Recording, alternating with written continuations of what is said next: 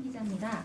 우선 초선 의원님들하고 위에서 좀 어떤 말씀 나누셨는지 비공개 자리에서 그것도 좀 궁금하고요. 특히 현안 관련해서 이탄희 의원의 선대위 직책 반납을 비롯해서 선대위에 대한 쇄신 요구가 잇따르고 있어서 후보님은 현재 선대위에 대해서 어떻게 판단하고 있으시고 또 개편 구상도 직접 하고 있으신지 여쭙고 싶습니다. 첫 번째로 우리 초선 의원님들 당의 혁신 쇄신을 추구하는 초선 의원님들하고 모임 내용은 아마 이따가 별도로 브리핑하죠. 의원님들. 네, 이탄희 의원이 브리핑하기로 되어 있습니다. 별도로 브리핑을 할 테니까 참고하시고요. 어쨌든 기본적인 취지는 우리 더불어민주당이 국민들의 압도적 지지를 받아서 중앙 권력과 지방 권력에 이어서 이제 입법 권력까지 이제 완벽하게 가지게 됐는데도 불구하고 실제로 기대한 만큼의 성과를 내고 있느냐, 또 국민의 목소리에 대해서 기민하게 반응하고 있느냐에 대해서 실망들이 상당히 많은 것 같다는 공통의 인식을 했습니다. 앞으로 어떻게 더불어민주당이 이제 국민들의 주권 의지를 기민하게 반영하고 또 정치개혁, 또 당의 혁신이라고 하는 그 과제들을 잘 수행해낼지에 대한 그런 의견을 제게 말씀해 주셨습니다. 저 역시 우리 당이 지금까지 많은 노력을 기울이고 성과도 냈지만 국민들이 기대하는 만큼 더 빠른 혁신, 또 더 많은 혁신을 또 해내야 된다고 보기 때문에 함께 의지를 모아서 정당 혁신 또 정치 개혁이라고 하는 큰 과제를 좀 성과 있게 수행해 나가자, 이런 말씀을 나눴다는 말씀드립니다. 앞서 선대위 얘기했나요? 네, 선대위 문제는 여러분들이 보시는 것처럼 우리가 이제 원팀 또 통합 이런 과제 때문에 또 정말로 많은 사람들이 함께 해주셨고, 그게 이제 좋은 측면도 있는데 또 다른 측면으로는 이제 속도가 매우 좀 떨어진다. 반응이 조금 이제 예민하지 못하다. 그런 지적들이 있는 것 같습니다. 선거 일은 다가오는데 실제로 더불어민주당의 지금 현재 선대위가 국민들의 요구나 기대에 부응할 만큼 신속하고 또 기민하게 성과 있게 활동하고 있는지에 대해서 많은 분들이 의구심을 좀 가지게 된 것 같습니다. 어떻게 해결할지에 대해서 여러 의견들이 분출하고 있는 상태여서 저로서는 좀 지켜보고 있는 상황이고, 역시 이제 국민의 정당이고 당원의 정당이기 때문에 제자리 찾아서 신속하게 필요한 활동들을 하게 될 것이다라고 기대합니다. 네, 두 번째 질문 받겠습니다. 채널A 최 기자님. 네, 채널A 최수연이라고 합니다. 오늘 윤석열 후보께서도 특검을 받아야 선거가 가능하다고 하셨고, 후보님께서는 부산 은행 수사 전제로 특검을 하시겠다고 하셨는데요. 혹시 부산 은행 수사를 빼고도 특검이 가능하다고 보시지는 않는지, 또 만약에 검찰 수사 되더라면 언제까지 하게 되고 생각합니다. 윤석열 후보께서 조건을 붙이는 게 저는 이해가 안 됩니다. 본인이 잘못한 게 없으면 피할 이유가 없죠. 잘못을 인정한다면 빼야 되겠지만, 본인이 잘못한 게 없다면 그건 빼고 하자, 이런 주장은 하지 않으실 걸로 생각합니다. 저는 이 화천대유 관련된 이 자금 조달 과정 또는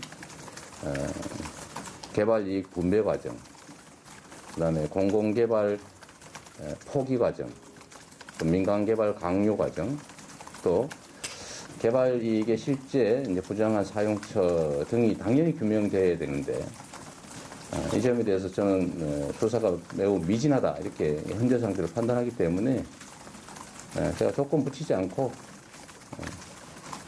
아무 때나 여야 합의해서 특검하는 것이 바람직하다, 이렇게 생각합니다. 그렇게 하는 것이 저의 무고함도 이제 재차 확인하는 그런 과정이 될 것이고, 또 실제로 이 사건에서 부정한 행위를 저질렀고, 또 그 부정한 행위를 저지른 결과물을 부정하게 취득했던 국민의힘 관련자들 또는 국민의힘의 후보, 이분들에 대해서도 엄정한 수사와 상응하는 책임을 반드시 물어야 된다라고 생각합니다. 이런저런 조건 붙이지 말고 이건 하고 저건 하지 말자 이러지 말고 관련된 모든 사안에 대해서 툭 털어놓고 완전하게 진상 규명하고 잘못이 있으면 엄중하게 책임을 묻고 또 책임을 지는 그런 특검이 되면 좋겠습니다. 네, 마지막 질문인데요. 마지막 질문에 앞서서 잠시 당부 말씀드리겠습니다. 마지막 질문 답변이 끝나면 후보님은 바로 고속도로로 이동을 하시게 됩니다. 사전에 제가 양해를 구했고 심사일정이 내려진 만큼 못한 질문하시기 위해서 후보님 차량 탑승까지 같이 간다거나 이러면 또다시 어수선한 현장이 재현되기 때문에 앞으로 후보님 약속하신 것처럼 이곳에서 안정적이고 여러분들과 효율적인 질문일답을 많이 나눌 테니까 오늘은 마지막 질문 답변 이후에 후보님 신속하게 이동할 수 있도록 협조 바랍니다. JTBC 황 기자님 질문해 주십시오. 네, 후보님 방금 전에 페이스북에 입장이 내셨다 보니까 조금 이제 질문들 저희가 취합하는 과정에서 네네네. 조금 길게 드리겠습니다. 그러세요. 네. 뭐 한 번 할 때 한 2개 하셔도 됩니다. 전 국민 재난정부 고집 않겠다고 네. 밝히셨는데 최근까지도 강하게 필요성 이제 주장을 하셨는데 네. 왜 선회하게 되셨는지 좀 이유가 궁금하고요.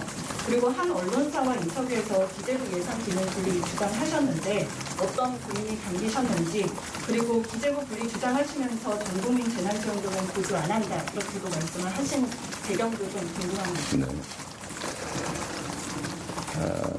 기재부의 그 예산 기능을 제가 좀 분리할 필요가 있다라고 말씀드린 이유는 기재부가 예산 기능을 다 가지는 게 진리거나 그게 뭐 100% 옳기 때문이 아니라 그건 하나의 판단의 결과물이다라는 생각 때문입니다. 일단 뭐 외국의 사례를 보거나 또 우리 정치사를 보거나 기재부가 예산 기능을 가질 때도 있었고 분리될 때도 있었기 때문에 그거는 분리할 수도 같이 가질 수도 있다고 생각합니다.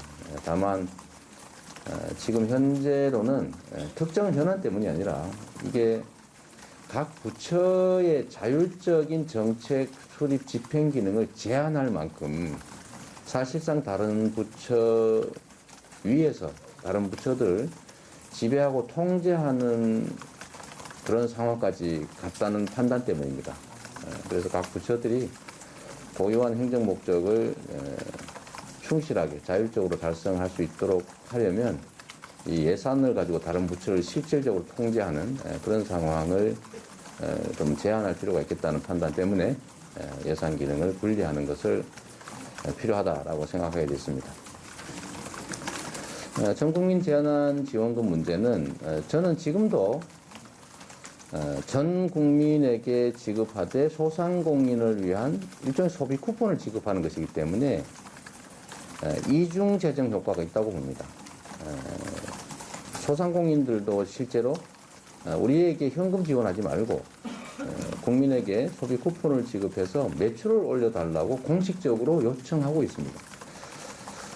그런데 왜 굳이 그 소상공인 지원받는 당사자들조차도 원하지 않는 방식을 고집하는지를 이해할 수 없어서 어차피 우리는 다른 나라에 비해서 그 재정 지원이 너무 작았기 때문에 추가 재정 지원이 필요하고 그 중에서 이중 효과가 발생하는 방식이 소상공인도 지원하고 국민의 가계소득도 지원하는 효과가 있는 전국민 지역화폐 지급 방식이 좋다고 생각했습니다.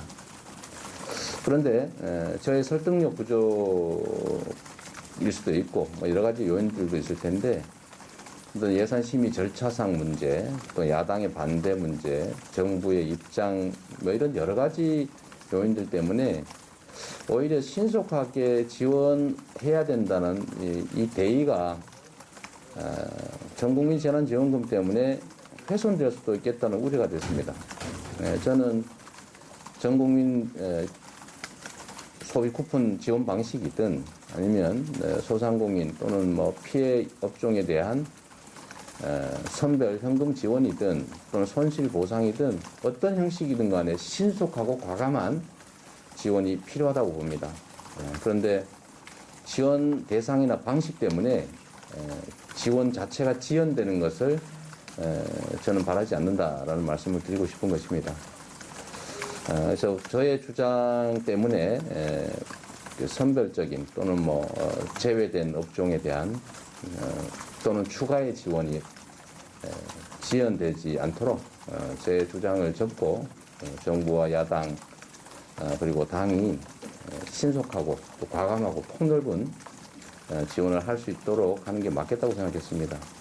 더구나 초과세수가 19조 원씩이나 발생했다고 하기 때문에 지금까지 검토한 것 이상으로 우리 피해받는 소상공인과 또는 골목상권 그리고 피해 업종 여러분들이 최저 보상 한도도 좀 올리고 지원받는 보상액 또는 지원액도 좀 올려서 지금 코로나 국면에서 입은 엄청난 피해의 일부라도 신속하게 보전받을 수 있기를 제가 요청드린 것입니다.